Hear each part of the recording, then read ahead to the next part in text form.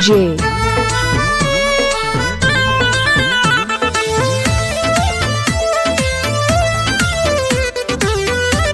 Ranjan DJ sound. लाका किसी का भी हो पर धमाका हमारा होगा। हरदम बिजी रहती हो जब से चढ़ा न रात, फुर्सत में बोलो ना कब करोगी हमसे बात, कब करोगी हमसे बात, कब करोगी हमसे बात। हरदम बिजी रहती हो जब से चढ़ा न रात, फुर्सत में बोलो ना कब करोगी हमसे बात। मगन हो किस मस्ती में थोड़ा हम पे ध्यान भी दीजिए। बलम जी नौ दिन नवरात्र में डिस्टर्ब न कीजिए। बलम जी नौ दिन नवरात्र में डिस्टर्ब न कीजिए।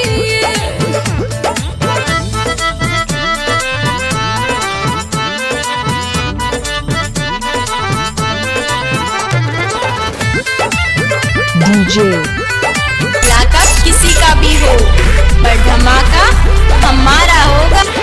Ranjan DJ sound. देवी माँ की भगतीन हो, 9 दिन मैया में रहती मलीन हो।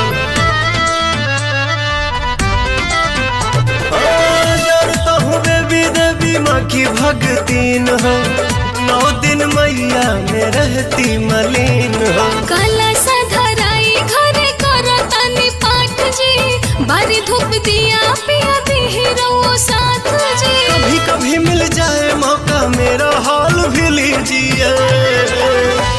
बलम जी 9 दिन नवरात्र में डिस्टर्ब न कीजिए। बलम जी 9 दिन नवरात्र में डिस्टर्ब न कीजिए। लाका किसी का भी हो पर धमाका हमारा होगा। Ranjan DJ sound.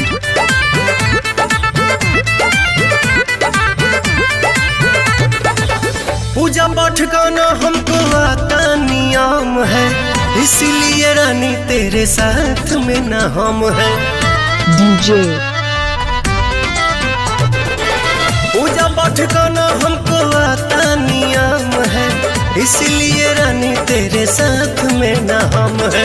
काहे नादान पिया बनिले पवन जी, हवन करावो तारे अजय बच्चन जी। हमने कभी किए हैं तो मजबूरी मेरी समझिए।